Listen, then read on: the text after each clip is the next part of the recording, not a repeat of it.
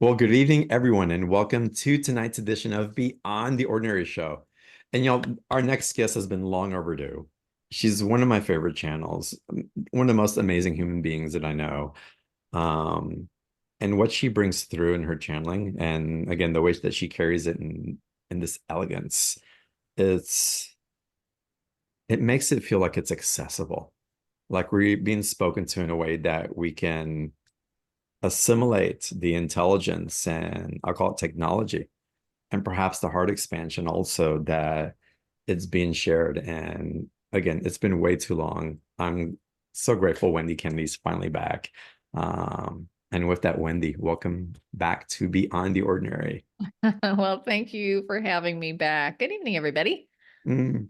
So, Wendy, there's so much I want to share about you, and then we have a co-creation going on as well that I'll share a little bit more about later, and perhaps we can tap into some of your awareness of what's unfolding there, because it's not just for those of us that are in this project. I really feel like it's for the collective, but I want to kind of back it up a little bit first, and I'd love it if you'd share a little bit about the work that you're doing and how you're helping people with their spiritual awakening and through this ascension path.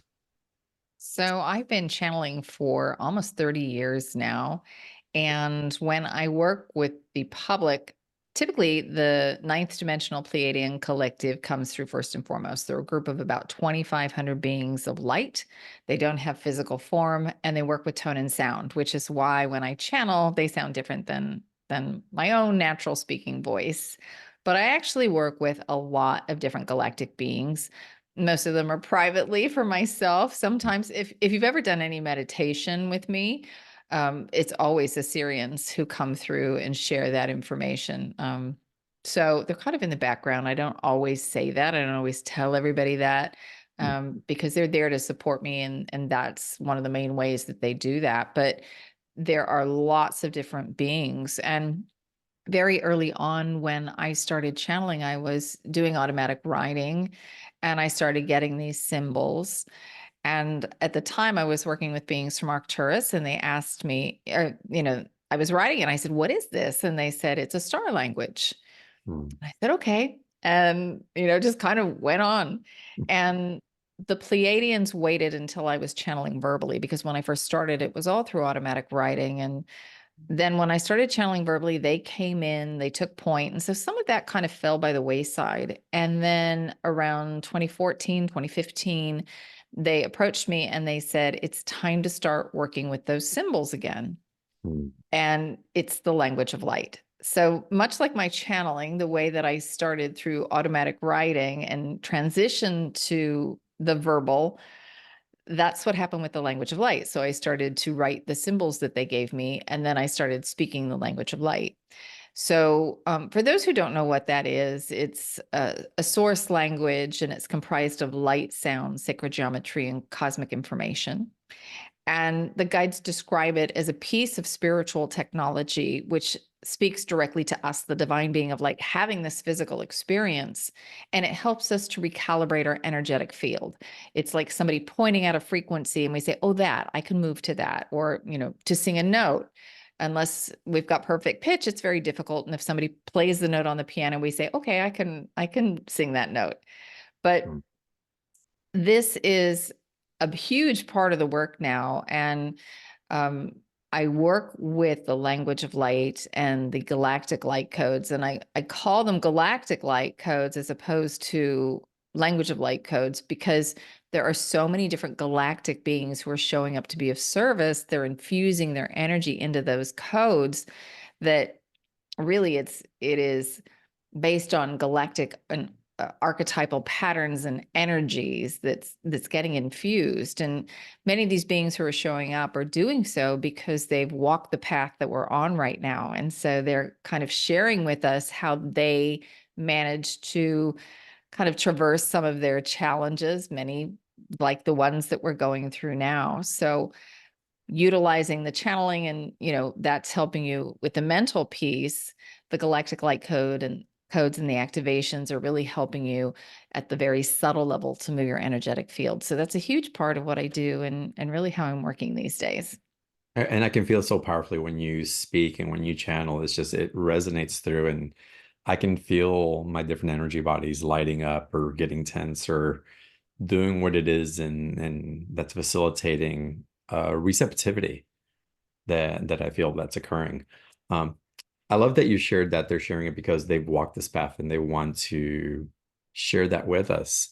Why do they care so much? Well, I think there's a different perspective. They want everybody to thrive and, Mm, but more than that, what's going on here on this planet will affect the entire universe because Earth is really a grand experiment. It was created and generated by the donation of thousands of worlds worth of DNA. mm, So, along with all this DNA comes the emotional component, all the emotional experiences that beings who've donated that DNA have had. So, here on Earth, we have a huge range of emotions to work with, and that's very unusual. And they call Earth the planet of emotions. So, if you want to learn about emotions in the entire universe, where do you go? You go to Earth. And because we've had this huge range of emotions to play with, all of us have had experiences that are at the darker end of the scale, whether we've been depressed or hurt or angry or fearful. We've been there, we've embodied that frequency. Some of us on a larger scale than others, but still we know what that energy feels like. And because we've walked that path, we have the ability to access a greater level of compassion than most beings.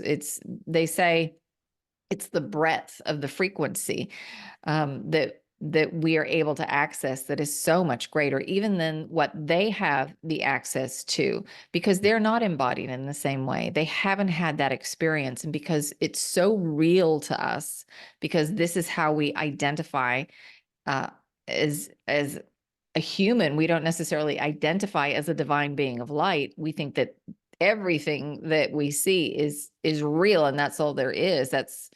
We have a theory that there's more, but we mhm, haven't really embodied that. So we have the ability to access more of that compassion. So as we go through this ascension process, it will require us to bring more of that online. And once we cross that dimensional barrier, it's a game changer mm, because we share that knowledge and wisdom with the entire universe, and it has a ripple effect. So there are many species in different parts of the universe who don't have the emotional range that we have, who have a very difficult time trying to overcome some of their challenges because they can't really see a way out. The guides often describe it like having 100 Legos. What can you build with 100 Legos, and what can you build with 100,000?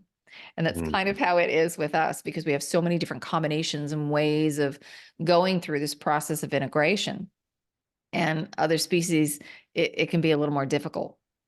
So that's why there's so many beings who are showing up to be of support right now because it will impact the entire universe.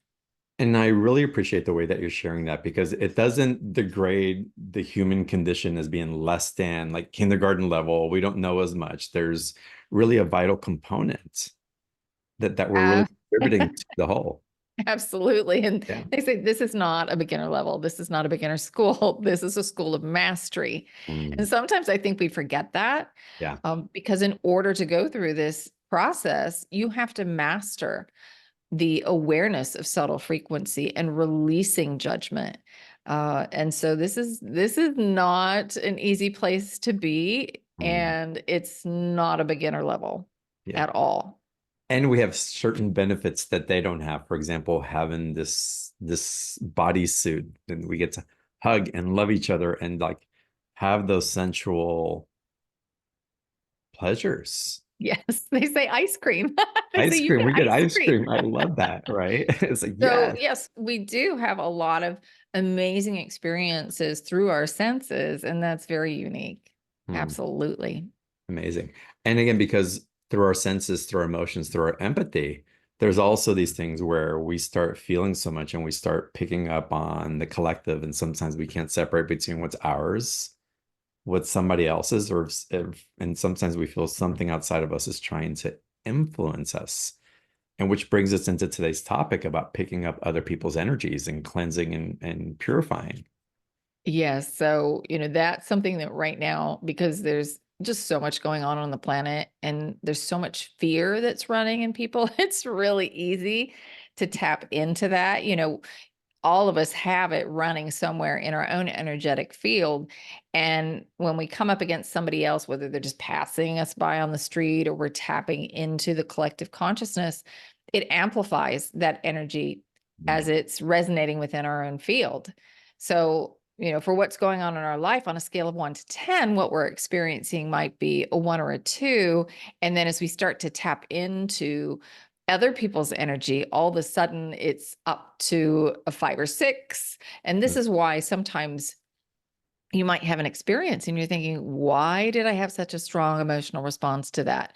It can be something that's, from early childhood. It can be something that's from your ancestral line, past lives, something you picked up from your environment, people around you. So right now, because there is so much that is coming up for everybody, it's really easy to tap into that. Mhm. How do we, if you will stay in our own lane, how can we be more sovereign with what we're picking up and really get to a place where we recognize what's ours and learn how to separate what isn't? A lot of that requires you to have some sort of practice for yourself in which you're kind of checking in to see what's happening with your own energetic field. And the more we can do that, the more we become aware of when we picked up stuff that may not be ours. But that also comes with learning how to read subtle energy. And that requires us to observe where we're at. So that's one thing that you can do is just really starting, at a very basic level, kind of checking in. Is this my stuff? And then Mm, the other piece is clearing out on a regular basis so that if you have taken on something, you can clear that out. And if it's still there with you, then you know that there's a piece of your own stuff that you've got to deal with because you're not going to take on anything that isn't in resonance with your stuff anyway. Because mhm. when we're creating and manifesting, we're working through attraction and reflection. So, like attracts like. So, somewhere in your energetic field, you've got that frequency, which is what is allowing you then to feel and amplify that energy and sense it. Otherwise, you're probably going to observe somebody else's stuff from a much more neutral stance and in a state of compassion, Mm. um, that you are just able to observe it without feeling yourself completely emotionally overwhelmed. So if you find that those emotions are running, then it's a really good cue that you've got that frequency running somewhere in your field. Yeah, that makes sense. I like think of it like the mirror and projector. I love it when someone's mirroring something to me and I can take it and it's like, oh, wait, there's something here. I'm aware that I'm carrying it when I start projecting it onto other people and I catch myself. It's like, hold on a second. I just did what was mirrored to me. Let me just pause. Let me check myself and let me try to get myself as best I can alignments, or let me reach out to a tool that'll help me or a practice, or let me reach out to someone that can help to support me really run a new programming around that, if you will. Yeah. Um, And sometimes we're in a space where either one, it's not possible because yeah. we're in a situation where we don't have a moment to process. Maybe we're at work, Yeah. we're in a meeting with the boss, or it may also be that um, we're just not really sure yet where, what's going on. So sometimes we have to just take note of that. And then at the end of the evening, before you go to bed, you can take a deeper look at that and see, really what is that? And we all go there. I mean, even after 30 years of the guides, I recognize, I was like, okay, that was not my finest moment. I know Mm, there's a higher frequency that I can access and come from. I think those moments are fewer and I catch them faster, but they're still there. And I'm going through the process and trying to integrate still myself. And I'm having to kind of check in and just run a quick visual and clearing out my field. mhm. I think that's wonderful. And the way you talk about it, how can some people who are extremely sensitive, it's like there's some fear, or I see different ways that that fear is being played out where people are like, oh my God, I'm picking up everybody's energy. I don't want to be around other people, or there's something coming at me. Um, what can we do to actually slow down that vigilance that sometimes comes in and not be so reactive in a way that we feel someone's just trying to completely overtake us? I think for a lot of us, especially those of us who have been sensitive, that there are a couple things that happen. One, we've been taught that it's not really safe to express that side of ourselves or to stand in our power and really own that sensitivity, that awareness, and that goes back to other lifetimes when we were persecuted for our psychic abilities, or just even today's standard, you know, in today's world that for either religious reasons or just people say, oh, that's weird. We don't Yeah. own that and we don't claim our power in that way. And so once we can claim it and stand in our power, as opposed to feeling like I'm a victim, I am subject to everybody else's moods around me, Mhm. and then I suffer because of that, you're going to have problems. So you've got to take your power back. That's really important. And then the other piece to that is that you have to decide how you want to feel. Yes, Mhm. everybody around you may be in a crappy mood and, they may be bickering or whatever, but what you've got to do is choose the frequency that you want, imagine it. You don't have to say, I am this thing. Because sometimes when you say, all right, I am peaceful, I am calm, there may be a part of you, your ego, that says, oh, that is so not what's happening right now. And so you kind of go back and forth. But if you say, I wonder what it would feel like to be peaceful, to feel calm, then the ego isn't triggered in the same way and you can access Mhm. that frequency. So whether you say, I am this thing, or I wonder what it would feel like to be this thing, both of those statements are going to put you in resonance with the frequency so that you can start to emanate it. And that's what we want. So as you start to emanate frequency, you're vibrating. Typically, I'm going to guess what you're going to want to create. It's pretty high. So Yeah. you're up here and everybody else's stuff is down here and you're not matching. And so you can't plug into it because that's not where you're vibrating. And if you're consciously sending that energy out, then that wave that's going out is so much stronger than that energy that might be coming into that very small part of you that might have that energy running. So you're just not in a vibrational match for that experience. And again, you might find that those people are in your surroundings, but the reason that they are there is for you to be the beacon of light, for you to be the way Mhm. shower. There's another frequency. You don't Right. have to drop down to their energy. And I mean, I've heard this for so long. People are like, yeah, but I'm so sensitive. Yeah. It's like, Yeah. I understand. That's We'll me. get it. But Mhm. you got to find a way to exist. And that really is about you owning your frequency, owning your light, claiming your power, and then you won't feel victimized by the world. Mhm. Well, and I also feel that with the acceleration and the acclimation of energies that we've been experiencing specifically over the last 5, 10 years, the last couple of years, they've just skyrocketed, that our capacity to navigate into a certain vibrational state has become that much more quicker. We just have to be aware and start calling it in. So what used to take a long time before to attune into a state that we were calling in to be in harmony with, our power Yeah. to create has become exponentially just more accurate. Yes. And the guides used to talk about this a lot. Because they say one of the constructs of this dimension is time. And the reason that time was created is because with this dimension, there's there's so much density to it that the minute that we had a negative thought, if we didn't have time, then we'd constantly be going through the death cycle. Hmm. So it was set up that we had this linear perceived reality so that we could go to that lower space, explore that frequency, but yet we could shift out of that resonance before it physically manifested. And as we get higher in frequency, our perception of time accelerates because we're getting closer to no time, and our ability to manifest also accelerates because once we cross that dimensional barrier, we're we're creating all things at once. So there is no time. Past, present, and future are one. but still we're kind of operating in that. And we do have the ability to step out of it.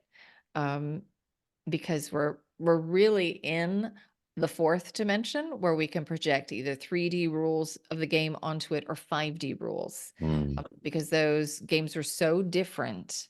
In 3D, we had a very dense duality, a very extreme duality. Um, we had the perception of time, and we kind of had now moments that we strung together in our awareness, and we gave that the identity of a timeline that we thought we were having. And there was some lag in the manifestation process. And then in 5D, everything is created all at once. And we know that we are one with source. We are one with all that is. We're in 3D. Um, we have an idea that we are an aspect of source, but very few of us have actually had that feeling embodied in the moment. I think people who've gone through a near-death experience are able to tap into that and bring some of that back and embody that and really know what that feels like with certainty. But most of us, it's still kind of theory. Yes, we have this idea that that's what it's like. But once we cross that dimensional barrier, we know with certainty that that is our reality. And then we can kind of still dawn this idea that you are an individuated consciousness, but you know that you are also part of the collective, and you kind of go back and forth very easily as you're manifesting.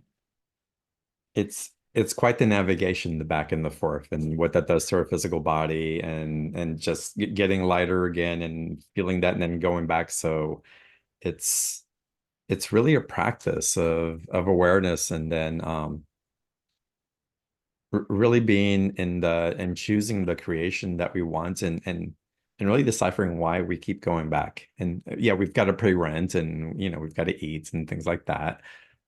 Very much part of the 3D, but there are new creations that are taking place in those other realms, and it's so wonderful to get lost there sometimes and to feel that creative output and to harmonize there. But again, then we come back into news cycles, elections, these other things. So it's Yeah, and I think you made an important point before. It's very special being in this body. And Mhm, it's not to say that, the higher dimensions are so much better. They're just different. And what we're trying to figure out is, how do we make this transition? How do we let go of all that fear and all that limitation while we're still embodied? mhm. It's easy to do that when you go through a death cycle and then you go off to another dimensional experience. But how do you do it while you're embodied? And that was the whole point of the game. Yeah. So, it is a back and forth process. And, this is also how mastery is achieved Mhm. through repetition. Yeah. When you talk of the death cycle, I've had experience over the last, I'll call it over the last 20 years, where it feels like I'm going through karmic cycles, but within the same body. I don't have to, it felt like I didn't have to die or reborn again to go through another karmic cycle. Like it's all happening in this particular lifetime. Is there some merit to that? Do you pick up on what we're doing as a collective in that way also?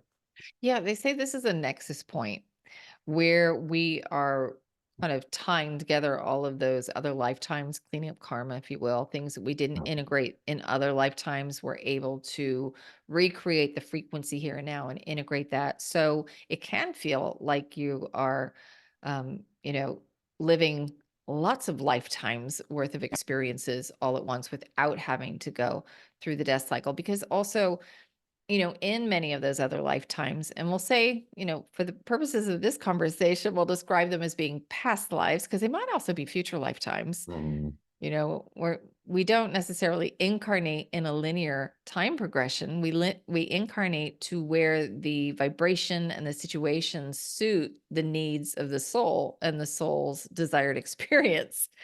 So we can have an incarnation, if you're thinking about it from a linear perspective, in the 1600s, and then 3600, and then maybe 2800, wherever you want to go. So the soul's not limited to any of that. But from where we're standing, yes, this is where we're kind of tying everything back together. Um, it's one of the things with the internet also at this time. 100 years ago, you didn't interact with very many people. You know, Mhm. most of us were limited to the area that we were born. We didn't travel a lot. And so your opportunities to kind of tie up loose ends was very limited. But here, because we were able to travel the world, we're able to go to different places. This helps us. And then the internet, we're meeting people and engaging with people that, in other lifetimes we would never have had an opportunity to do when they're on the other side of the world. So this really is helping us at many different levels to kind of tie up loose ends, release our judgments that we weren't able to do in other lifetimes. What we're also doing is clearing ancestral beliefs. Yes. There's a lot of that. Yeah. Yeah. How can we work with tools, or what can you share that would help anybody that's listening to really go in and to help to facilitate some of that clearing that's really impacting or anchoring us into what we want to create towards, but somehow we just don't feel like we can get out of the mud. So, when it comes to the ancestral piece, or even past lives, when we start looking at that, the energy is always rooted here and now. So, if your ancestors have it and you're aware of it, then it's running in your life, and all your power lies here and now. So, as you deal with whatever is coming up for you here and now, then you're kind of working through some of that karmic issue, and you're sending energy off to other aspects of yourself. And you're kind of talking about our offer towards the end, where we're going to take a deep dive, Nice. because we do have tools and things to help you with that. But just at a very base level, if you're aware that you know your mother has a certain habit or pattern, and you're, you're like, oh my God, I do that too, or maybe it's your father. And you think, okay, I want to change that belief. Maybe they've struggled with money and they think, money's hard to come by. And that you're aware of, oh, my family thinks money's really hard to come by. I've really got to hustle. So you have to change that energetic state within yourself, um, feeling like money can flow to you. Money is just abundance of energy, and energy is constantly in motion, and you can open up and allow more source energy to flow. And as you start to clear that within yourself and allow those new beliefs and ways of perceiving to happen, then as you shift that judgment that your ancestral line has, it has a ripple effect, and it will send that information off to your entire celestial line or your entire ancestral line. They may have lived a life 300 years ago. So what it does is it puts that energetic information in their field holographically, and they can access that information. So you can, it gets a little heady and a little trippy, but as you clear here and now, maybe you send that off to your ancestor 300 years ago. They decide to take that information and run with it. And that can change kind of the timeline. It can shift a lot of things and alter a lot of things. So it's exceptionally powerful. We don't have to know all of that. We don't have to be responsible for all of that. It Thank just you. happens as a byproduct. We're not responsible for our family members shifting. What we do is we make that information available to them. It's kind of like giving them a recipe or an instruction manual and how to do it themselves. And if they want, they can go and they can look at it and utilize the information. You can never do something for someone else ever, because it might seem like you're doing it on the surface, but that person, if they don't want to stay in that frequency, they will come right back behind you and alter their energy. Mm. And I think that's really an important point, because I know of quite a few people who they dedicate, it's like it's my job to clear the ancestral lines. It's up to me. It's our responsibility, and somehow we appoint ourselves in it. It's like I don't think anybody's really giving us that duty. It's a But lot of responsibility. yeah. And if you really feel that that is your duty, you might want to look at that and see if there's some vow that you made that, I've got to come back and clean this up. Mm. If there's something there, because all we can really do is be the living example for others. That's it. Now, what happens from there on out? you know, it's up to others. And, the guides always say, the most important thing for you to deal with in your life is whatever is coming up for you. So you don't have to know all these things that have happened in past lives or with your ancestors. If you want to have the most impact and do whatever is going to lead you to the highest frequency, deal with whatever stuff is coming up for you here and now. Beautiful. What would you say to those that are like really, there's a stress that runs through, but I need to find my purpose. I need to be of service. I need to hurry up and do this, and it's not landing. How do I do it? So part of that is changing our idea of how we manifest. Beautiful. So, you know, we have been taught the process of manifestation, the law of attraction, by visualizing that thing that we want. And the guides have said from day one that you have to work with frequency over form. It is not our job in the process of manifestation to know what the form looks like. And if you're trying to focus on the form, I want this job or I want this relationship, then you're missing out on a lot. The way they kind of describe it, the visual that they give, is that you've asked for a gift. It has a specific frequency to it. And then the gift is in a box and it can be wrapped 50 different ways.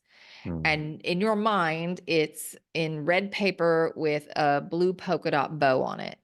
And so along come all the gifts that are just wrapped differently. And you're looking for that one that's the red Hmm. paper and the blue bow. And you've missed the gift that's shown up. The gift inside was exactly what you wanted, but you Hmm. narrowed your vision and you missed it. And so you had to wait. Wow. And so they want you to give up that idea and start working with frequency, because it is the universe's responsibility in the process of manifestation to determine the form. It's going to put the right people together in the right situations. And when that happens, it can exceed your wildest expectations. We're too limited because often that visual that we have is also a visual that was created in the old box. Hmm. And if we keep going to the old box for the visual, all we're going to get is the old stuff. And where Right. we're headed, we're having to work in new ways. We don't know what those things look like just yet. We're going to have new institutions. We're going to have new ways of governing ourselves and working together, collaborating, new educational, monetary, um, and governmental systems. But the only way we're going to get there is if we start for working first with frequency and be open to the form as it gets reflected back to us. And if you aren't sure what it is that you want, you know the qualities in the job. And so you start focusing on those things, and then opportunities can show up, opportunities to heal what might prohibit you from having that job. Maybe you want a big fancy job, but you don't have healthy boundaries. If Hmm. you got the job without first dealing with your boundary issues, you would feel absolutely overwhelmed and you would hate it. So sometimes you might be asking for this very high vibrational thing, but what you need is something else first. You need to gain a skill, gift, or an ability, and the universe will present you with that. And that's why I say pay attention to what's showing up, because sometimes those challenges that we get are exactly what we need in order to elevate our frequency to get what we want. Beautiful. So when you say when we're creating in frequency, I'm assuming, and please follow the get, there's an alchemy to it. And I'm assuming it involves our beliefs and emotion Yes. as So it's we're, yeah. it's thought and emotion, which Hmm. create our belief systems. And so, your thoughts and your emotions also create your physical body. So Hmm. it creates the energetic template for the physical. So as you are working with the emotional and the mental aspect of it, that vibration, as you're thinking about it, as you're feeling it, that energy starts to emanate from you. As it emanates from you, the universe starts to bring you form that is of a matching resonance. And then that gets reflected back to you. And as you're focused on it, you can see it. You say, oh, that energy, that's what I've just been sitting there thinking about. Now, it didn't necessarily look like what I thought it was going to look like, that opportunity, but I feel really drawn to it. I'm gonna step out and see what that's like. Hmm. Yeah. Exciting what we're capable of. And again, with enough attunement, with enough practice, like the intimacy to be with those emotions, with those belief systems, and giving ourselves permission to be there. rather than be scattered in all these different places really creates the catalyst for the changes or the creations that we want to experience.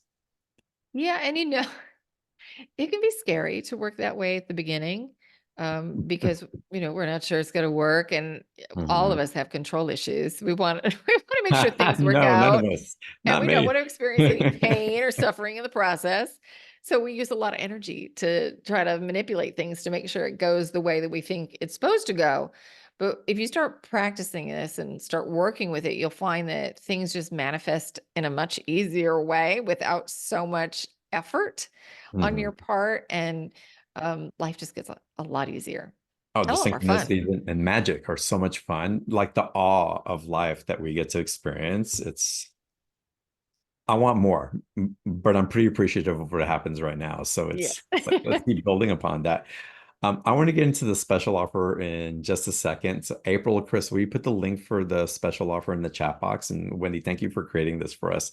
Amazing that this is coming up, y'all. And as y'all are clicking on the blue link in the chat box, when off the cuff, I want to ask you, has there been anything from your guides that they have ever shared with you that just totally floored you? You're like, I can't believe this is like mind-blowing, reality bending that kind of sticks with you? Or is it so much that you can't name one? And the information that they've shared with me, Yeah. um, they've always been very grounded. Mm, Everything has been very, very grounded, and so nothing has been just so far out there. Um, I don't know, it all seems so normal to me that to I love somebody that. else it might might seem a little bizarre. To have ET showing up and chatting away in the higher dimensional You're realms. like, but yeah, of course. Um, they're just, I think the thing that kind of blows me away are the synchronicities. Hmm. And just to give you a recent example, I was working on a galactic light code for past life integration, and I had spent a week. When I create these codes, I spend a lot of time in that energy, and I tend to process my own stuff first, and then I hold space for everybody else. So I had been working through all of that, and probably my greatest past life memory was that of Egypt. And when Hmm. it was actually Atlantis, and after Atlantis fell, I went to Egypt. Wow. So it also holds for me some of the greatest trauma, Hmm. so much grief, and abuse of power, the things that I had to really reconcile. And it came up when I first started channeling, and some of those memories started coming. I would just sit and cry and cry. And um, it was interesting because there was just so much grief that wasn't necessarily a reflection of the things that were going on in my life. Hmm. But I was still holding it all energetically. And so I have been thinking a lot about it as I was working with this code and creating this code. And you had reached out to me and you said, hey, I want to talk to you about something. And, a little time had passed, a week or so had passed. And I was like, yeah, let's chat. And I had been in there literally minutes before we had our chat together. And you asked me if I wanted to go to Egypt. Hmm. And it wasn't lost on me that Wow. here was an opportunity for me to come back around and tie things up, because I had been to Egypt 25 years ago when I first started channeling. I felt like I had to go, and I performed a ritual while I was there. I knew when I was in Egypt, I left crystals there, I left records there. Wow. And so I felt like this was me having an opportunity to kind of come back around and and really open those records back up. And the guides tell me every month what code they want. And that's something that's interesting to me, because people, when I do these codes monthly, the guides will say, "Oh, we need to work on this. The group needs to work on that." And inevitably, everybody's like, "Oh my God, I just needed that." It is Wow. so right in tune with things that are coming. So I think after 30 years of that and seeing that and the coincidences and the way things line up, Hmm. it's just hard to have doubt anymore. You know, Yeah. you just know. And you Oh, trust. wonderful. Hmm. It feels different, and I think that's part of it when you practice and you start working with subtle frequency, you start to notice that things feel different when you're in flow and Hmm. when things are in alignment, and you notice and you recognize that. And so it just makes it easier to act on that. Where if you were to sit back and think about it with your logical mind, the ego mind that says, well, that's not the safe choice. That's not the best option. But if you feel energetically into it, you can feel the subtle energy and the flow and the movement. And you say, well, this is the way I'm supposed to go, even if it doesn't make logical sense. And for me, that's the difference between what a lot of practices do is they bring you to a place of empowerment, which is wonderful. But after the empowerment, there comes the fluidity of freedom. And that's a state where we can let go of control. There is a surrender and a co-creation with the subtle energies that don't come from a place of having to put it in a particular container so that we can feel safe because we know that we can access it if something were to come up that we're going to throw us off. Yeah. Um, and again, the faith, the trust, the relationship with that, it brings in just an essence of freedom that I think is really a birthright and an ancestral right that we're finally waking up to again. Yeah. Yeah, powerful what comes through. I want to share more about Egypt because it's so interesting. Um, and we'll go into the special offer, but I felt my past lifetimes and I've had regressions where I was actually putting scrolls in jars and burying them because I knew that they were going to be misused, because I knew that they were going to be destroyed. And that's part of my awareness of Egypt as well, and so much else, just technologies that we're ready to be in vibrational accord with. And if that's happening there, that means it's available to all of us here now also. And just we're accumulating, we're refining, and we're remembering. Yeah, Remember. definitely. It's And amazing. it does feel, and I felt this from the beginning of the year, that there's a whole up leveling that's happened vibrationally. We look out in the world, and especially the story that we're being sold is that it's all Thank you. chaos and If you're buying, yes. mayhem.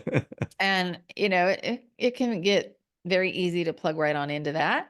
Mhm. And when you feel into the subtle energy, I think people are probably more empowered than ever. They may not be using that energy externally just yet, but they are learning how to work with it internally. They're looking to see, okay, how do I feel? What do I want? And that's a very different place because we've abdicated power for so long and we've just kind of gone along with the status quo. Now we're actually stopping and thinking about what it is that we want and how do we want to move forward Mm. vibrationally. And and even if somebody doesn't use those terms, they're still thinking about, what do I want for my community. That's the other piece here that I think often gets overlooked. We've got a particular vocabulary that we use when we talk about frequency and energy, but there are people who don't use those Yeah. terms who are doing the same work. They're just couching it in a different way, in a different language. And so there are lots of people who are starting to stand more in their power and express that. And it's beautiful to see. Mhm. But I don't think kind of a mainstream news kind of level we're aware of that. It certainly hasn't been what we've been told. But I think there are a lot more people who've awakened to their own power. I agree. And part of the awakening to our own power is also being aware of the ripple effects of our mode of creation and the implication it has not just on ourselves, but on our family, our community, and the rest of the world. And so the fact that we're waking up to that level of consciousness, it's just so amazing what's becoming available for all of us because of that.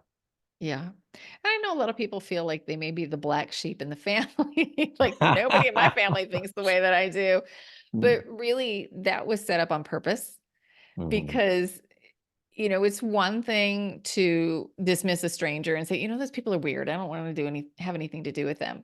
But it's a different energy when it's a family member. You can't escape them quite in the same way in a physical level, but also at the energetic level, especially when you're talking about your birth family.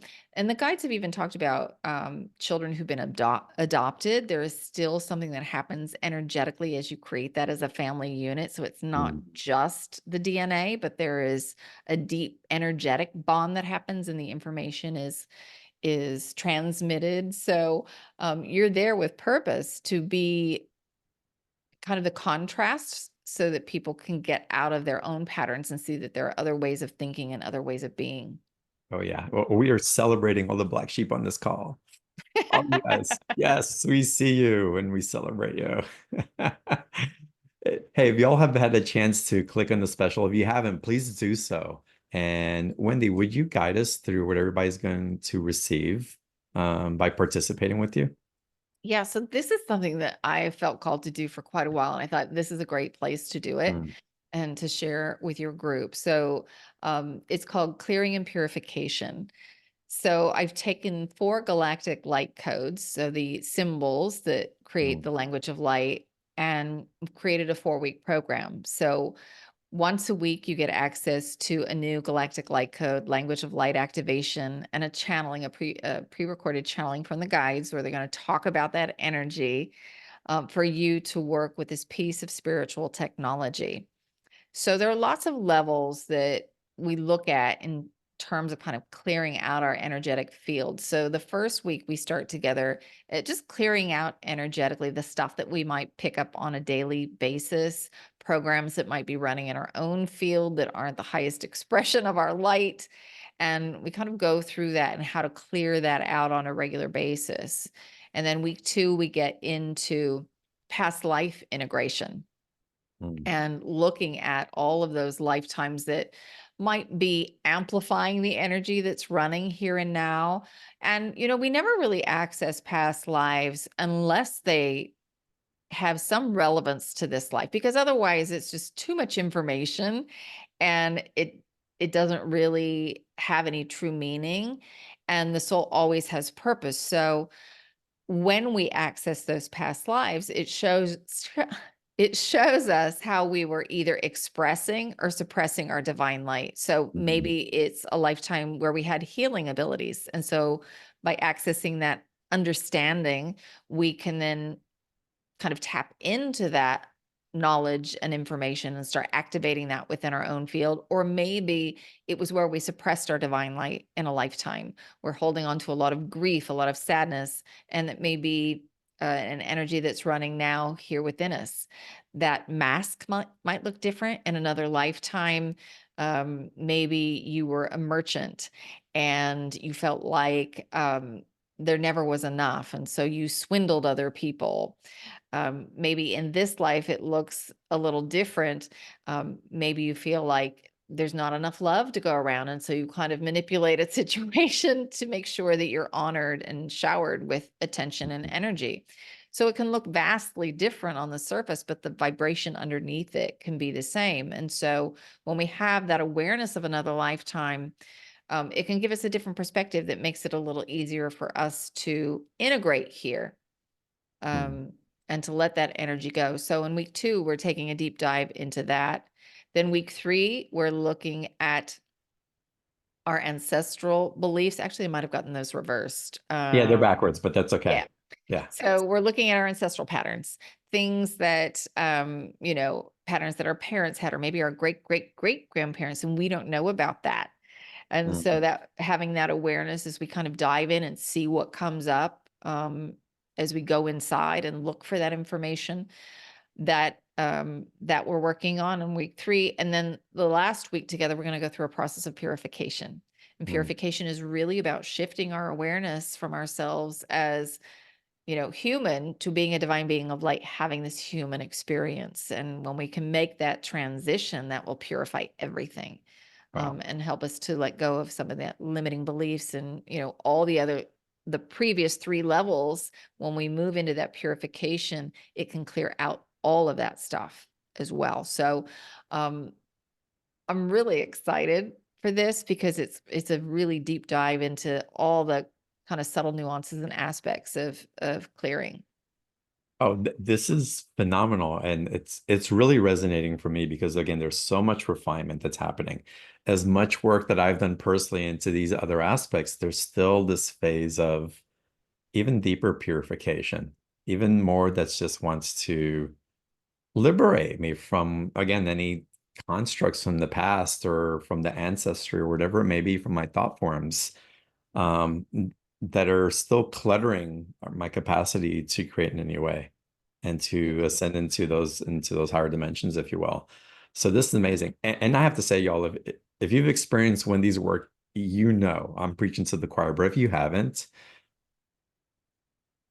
when Wendy starts transmitting, again, you're listening to her embodied and speaking so intelligently and so elegantly from someone who's walked the path and can really share it in a way that we can receive it. And when the channeling starts coming through and you start feeling the energy, it's such a physical experience as well. A lot of times when you're channeling, when it's just my throat will start opening up, my heart will start being activated.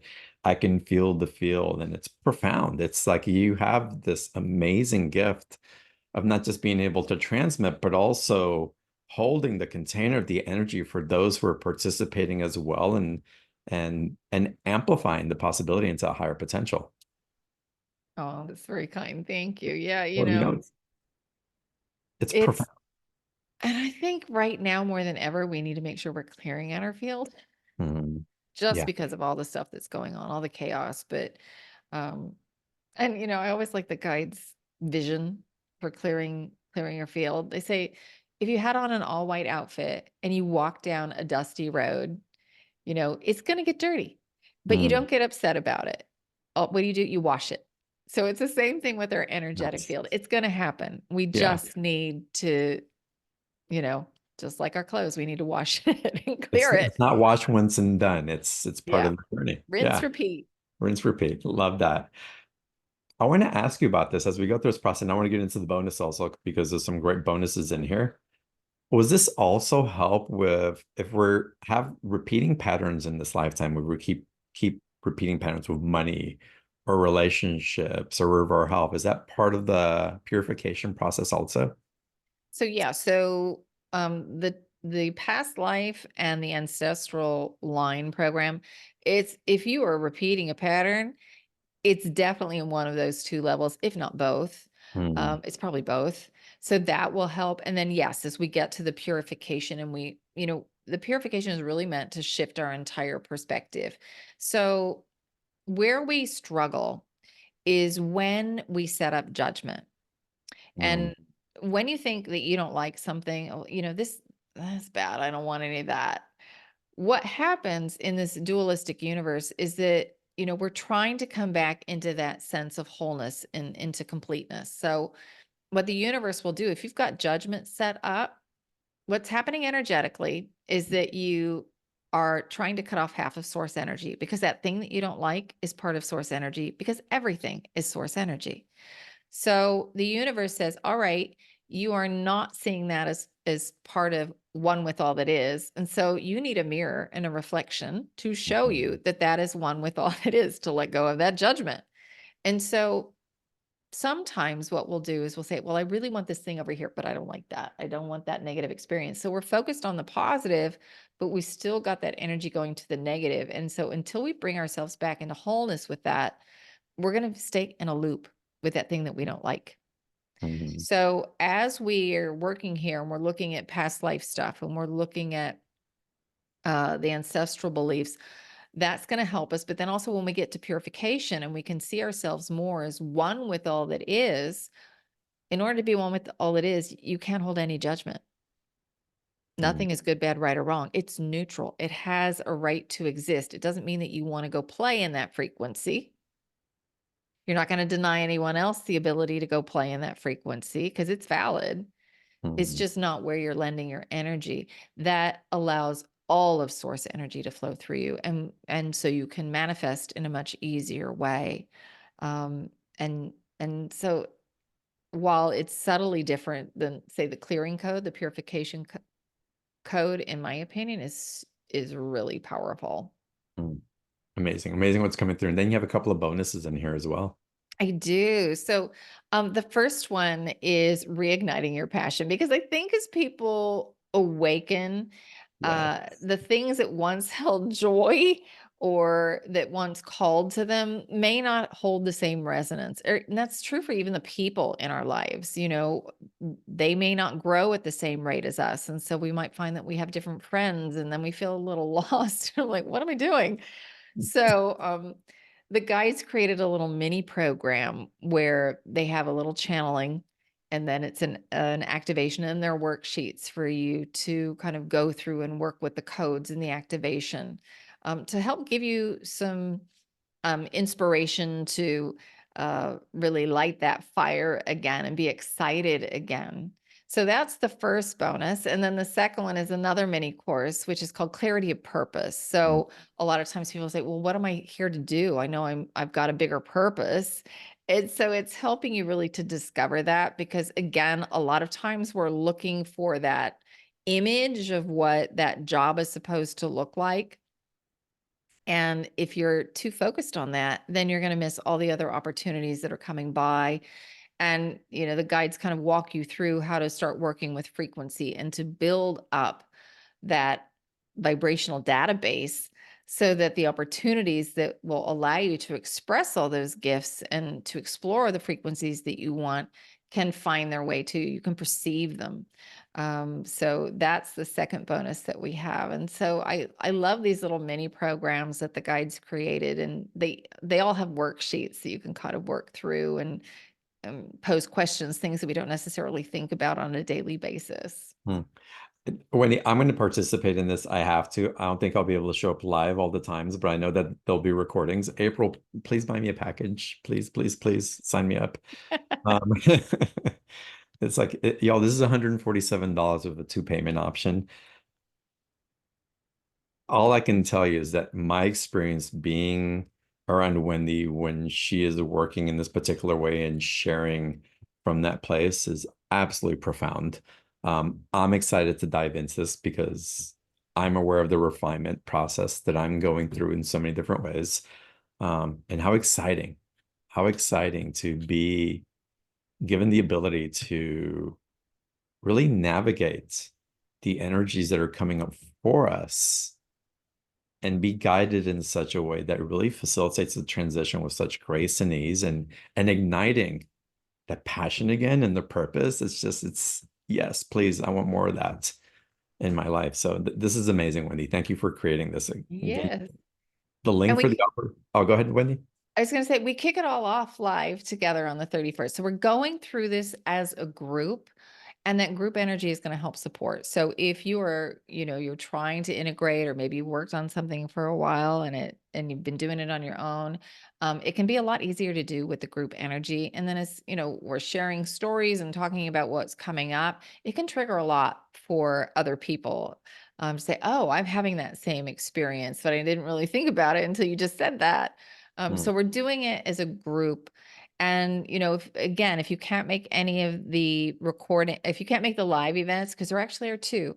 So we've got the live kickoff on the 31st. And then on September 11th, we have a Q&A with me. So I'm going to take your questions. We're going to talk about what's coming up for you, anything that you might want to mm. take a look at or shift. So we're going to do that. And again, that'll be recorded for you as well. And here on Beyond the Ordinary Show is the only place you're going to get those two bonuses. So Amazing.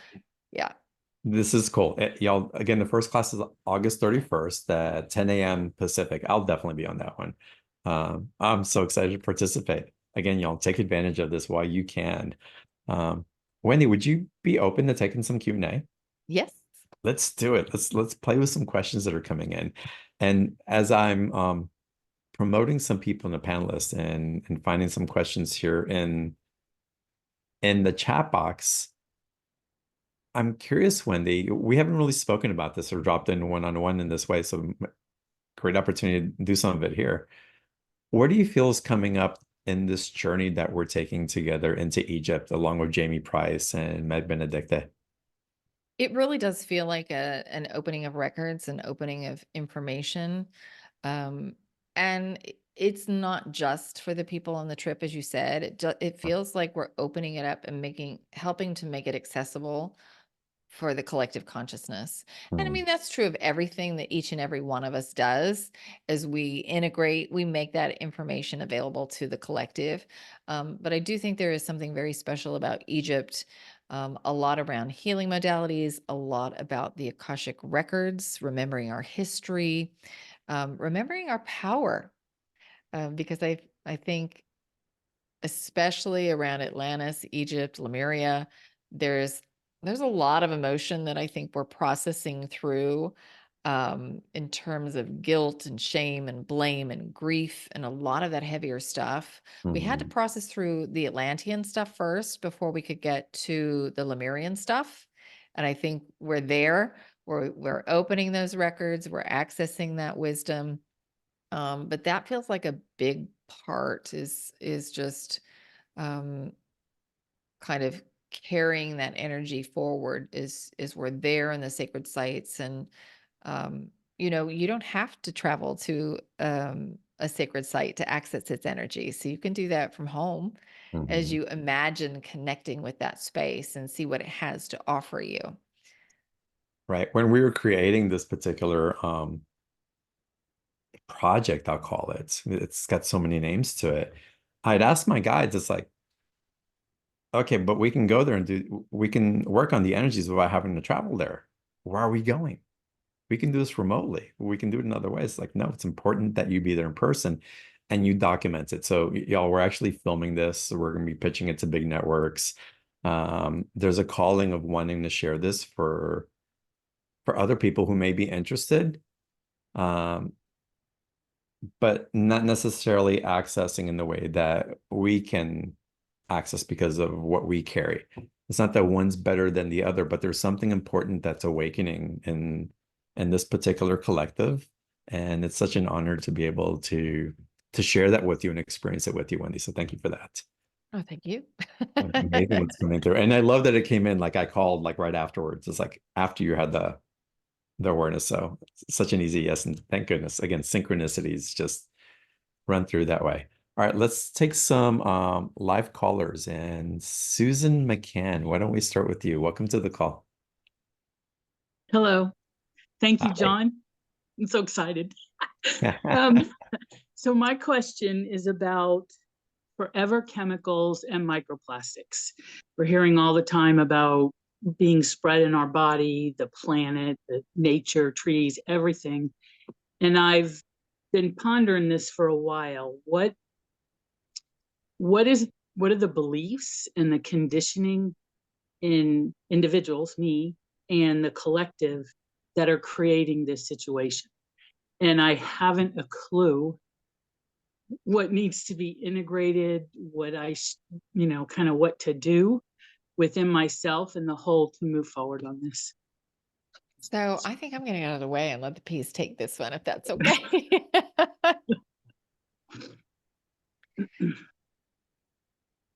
Yes, hello, dears. This is the ninth dimensional Pleiadian collective, and it is a pleasure and an honor to have the opportunity to connect with you.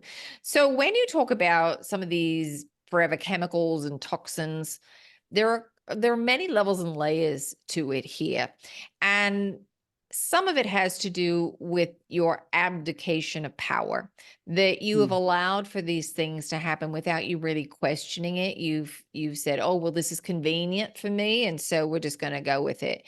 And there has also been a disconnect for many of you in terms of the earth and her natural resources and just living in tune with the land in a very local way, that it's become so global and things are shipped globally, where you could actually just go down to the corner and have access to the very same thing. So um, some of it is about all of you really paying attention to how you're interacting with earth. And when you're told that something is a forever chemical, um, it can be a bit shocking, and it wakes you up out of your stupor a little bit.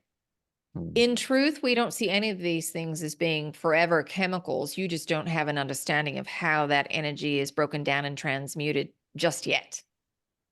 So as you go a little higher in frequency, your technology is going to become a little more advanced and you'll be able to neutralize some of that. But also there is an emotional component to this because remember, what's happening on Earth is also a reflection of your thoughts and emotions at the collective level. Mhm. And, you know, your thoughts are pretty trashy.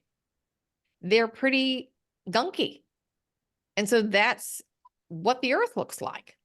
All right. There's a lot of trash about, and that's the quality of thought that many of you are having. So as you are starting to clear this up, what will happen, and when we say clear this up, we mean shift your frequency, let go of your judgments, that you will start to align with what we would say is more solution energy. All right. You'll go up to the higher resonances and you will see how to deal with some of what has happened at the physical level. We always tell you Mother Earth is going to be just fine. Now, whether humans are on it or not, that's another question. And at this point, it's a done deal. You are going through the ascension process. You've gone too far. So it's just a matter of timing and how you all choose to go through it as we observe this. So cleaning up the earth is really not that difficult when you yourself are in alignment, and it can happen quite rapidly. So we're not so worried about that for you. Does Hmm. that help answer your question? Yeah, that's great news, actually. I love to hear that. But that's not that's not to say you abdicate your responsibility and it's all right if they're there. Eventually it'll get cleaned up. It's looking at your own toxicity. Where is your own internal toxicity in the way that you think, in the way that you speak, in the way that you act, in the way that you eat? What toxins are you putting into the body? Things that may not be particularly healthy, that are filled with chemicals.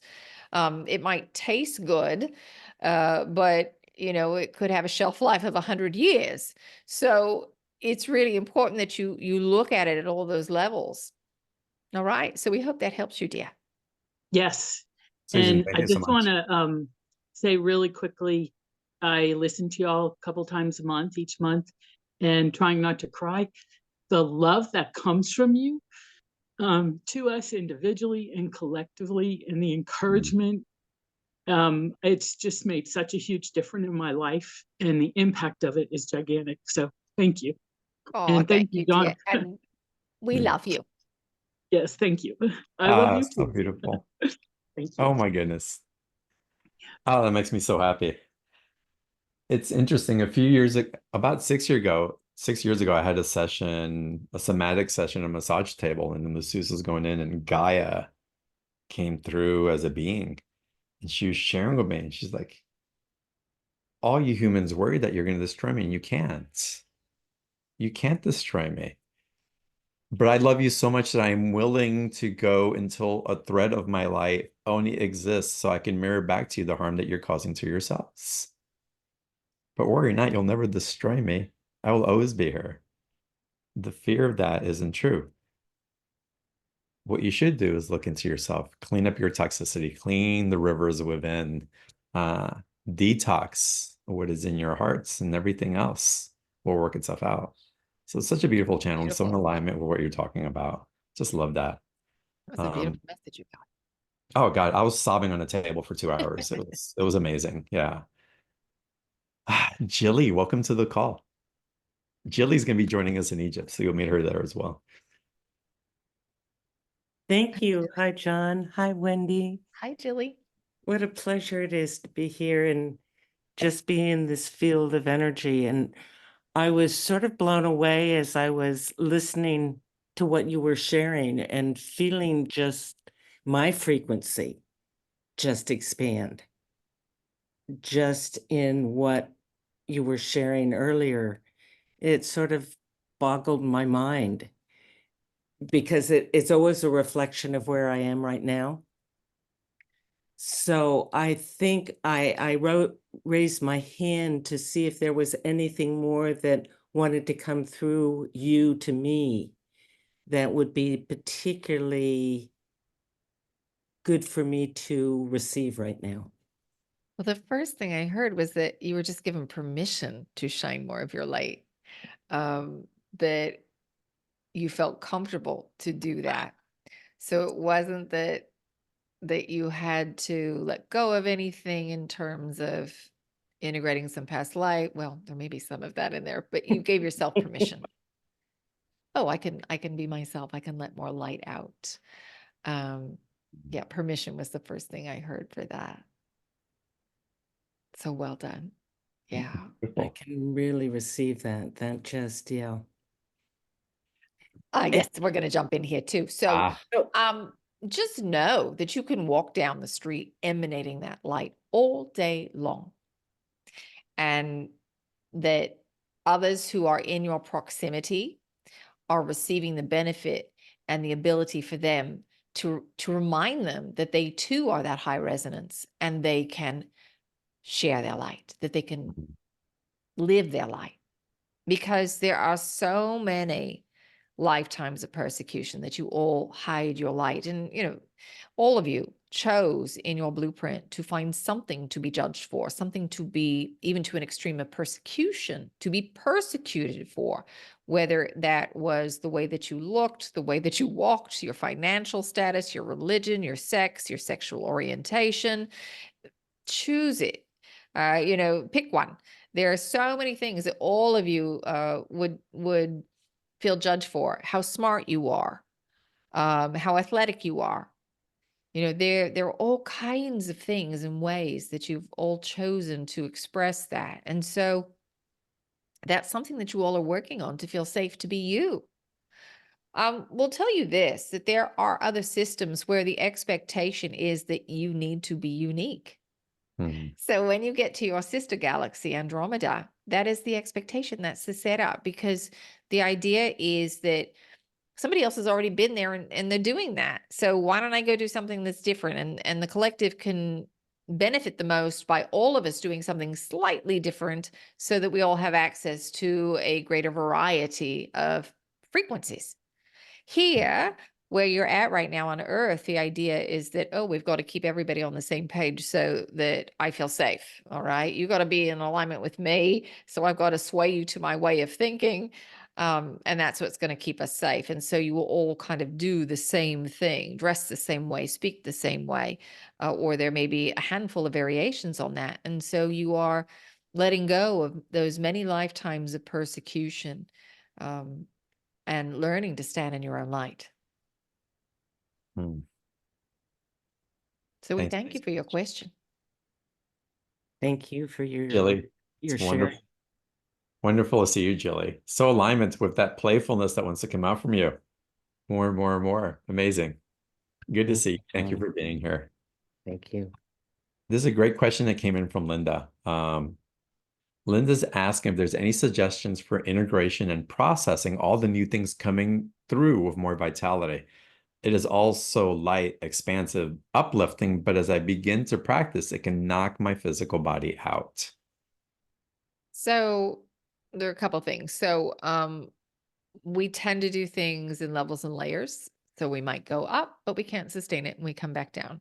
It's like going to the gym, we're sore when we start lifting heavier weights.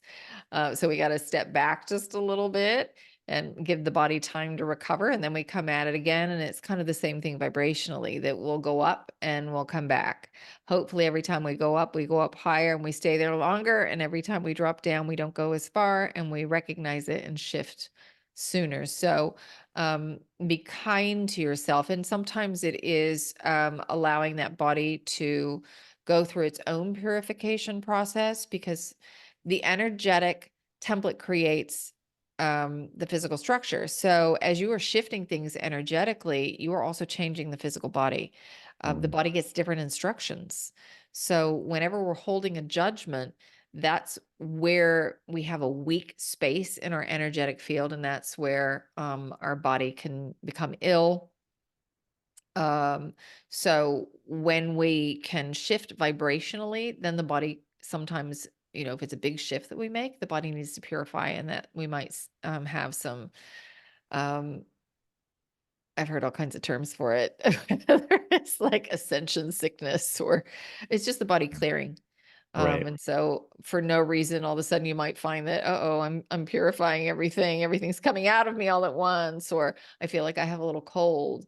It's just the body clearing stuff that's been stuck in those cells. Mhm. And as we go, if you will, up in that vibrational tone, whenever we do dip, we tend to be more sensitive to the dip as well. Yes. We become Yeah. much more aware. Yeah. We're aware of frequency, period. So when we Mhm. drop out, we recognize it faster. And Right. hopefully we say, I know I don't have to stay here. The guides say pain is perception. You can stay there for 30 seconds or 30 years. So if Mhm. you know that you've dropped out, and if you're, in that lower resonance, you need to process the emotion that's coming up with it. And the way that you do that is just to give yourself permission to feel it, to observe it. Where does it sit in your body? What's happening in the body? Is the body hot? Is it cold? Is it tingly? Is it numb? Does your energetic field feel expanded? Does it feel contracted? Does it feel like there are holes in it? Are there any areas that in your mind's eye seem gray? If you're not a visual person, a lot of people aren't. They might not see it, but they might sense it. Mhm. And then you can say, what is this emotion? Oh, this is frustration. That feels different than anger or angst. And then there may be some thoughts that come along with it. Sometimes when you observe, the mind is a little more quiet, but you might notice that there are some thoughts there, and don't judge it. And the Mhm. longest you can really hold on to that energy is about 45 seconds. If you are staying there longer, then you're getting lost in the story. And oh, well, what is it? And where does it come from? And you might be reminiscing about something that happened in the past that made you feel that way. Or you might be projecting into the future, trying to figure out how you can avoid having that experience in the future. And if Mhm. that's the case, just bring yourself back to the moment, because every time we've had an experience that we didn't like energetically, an emotion came up, we stopped the flow of energy and we pushed it back down.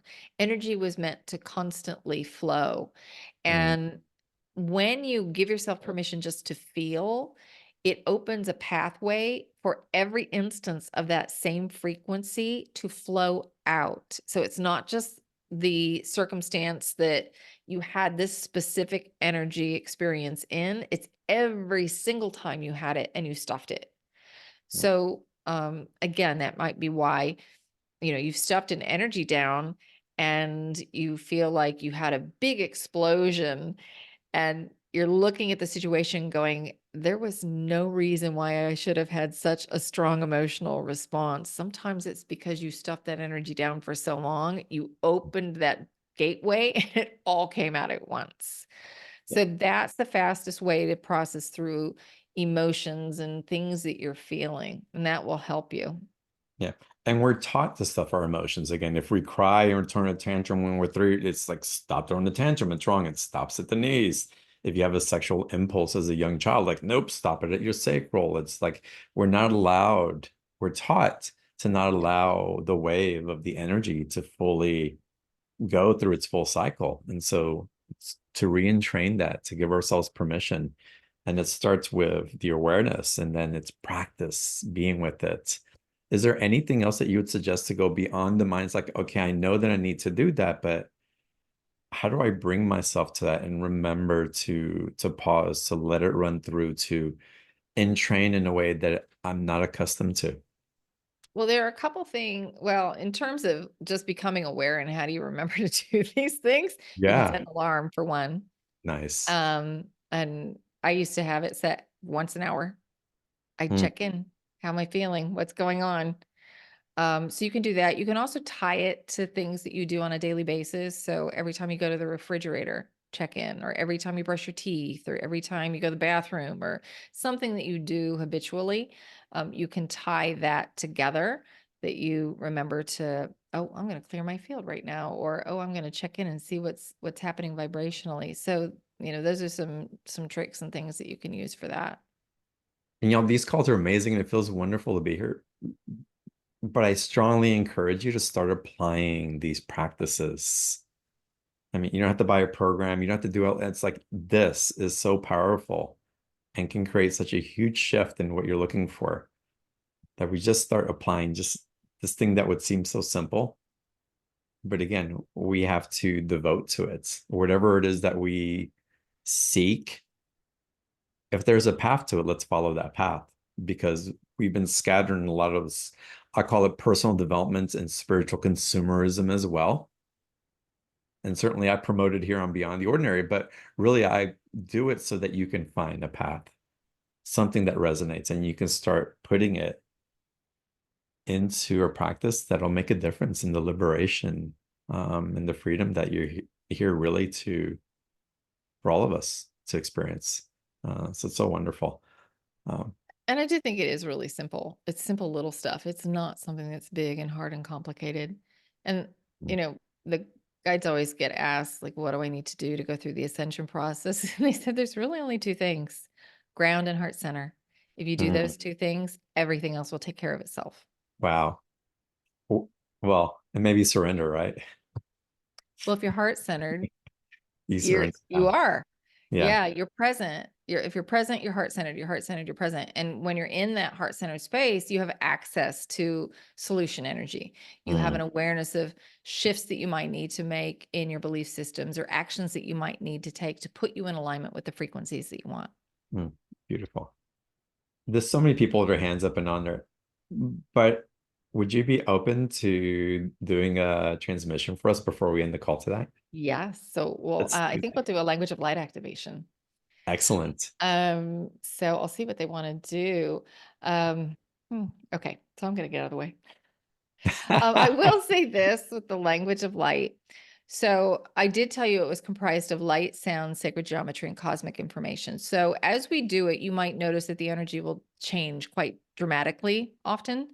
And that's because some of these other beings are coming in and their energy is very different. And that's encoded. Their how-to is encoded in the information. And typically what the guides recommend is that you work with the activation 3 times a day for 3 days in a row. And it's just a guideline. It's a way for you to become familiar with that subtle energy. You don't have to come back and listen to the recording. You can.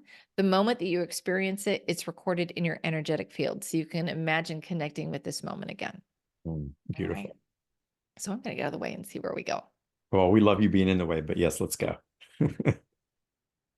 Yes, dear. So we think there are a couple of things that we want to integrate here. So one, we want you to dream.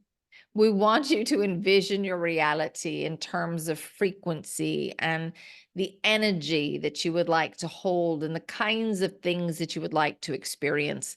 And you can use a visual cue. You can see yourself doing something. Just don't be attached to it, because it might actually show up in a different way, a better way, a bigger way. So don't be attached to the visual, but we want to do the activation to help you to open up, to dream, to think big. And we also want to do one for safety, that you feel safe in your body, that you let go of some of the fears of either not being financially safe or physically safe or even emotionally safe, that you can express your divine light without a lot of that fear energy that you've all carried for many, many lifetimes. So it will all be included in the language of light activation that we're about to do. Now, the language of light speaks directly to you, the divine being of light, having this physical experience. So, you don't have to know exactly what's being said. It's concepts. It's again multidimensional. It's geometric patterns that allow you to align your energy with the natural rhythms of the universe. There's a lot happening at lots of different levels, and you don't have to know about any of it. You just get to sit back, breathe, and receive. All right? So take a deep breath. Ishukadora, Minimicate the Bedukadai, Era Arabijukata, Arminimicata, Arbidish, did the Arminishit, the Bedukata, Arminimic the Bedukadi, Barajuto, Arminibic the Bedukadi, Hasakata, Arminimic the Bedukati Birkadai, Hasakur, Bidibishuk the Bedukadi, Hinda, Arminimic the Bedukata, Hasa Anto Ure in the Kata, Arminibiji did the way Merabajata, Arminijota, Era, Burijukata, Hasana Isa Katuiri, Imberushakata. Take a nice deep breath.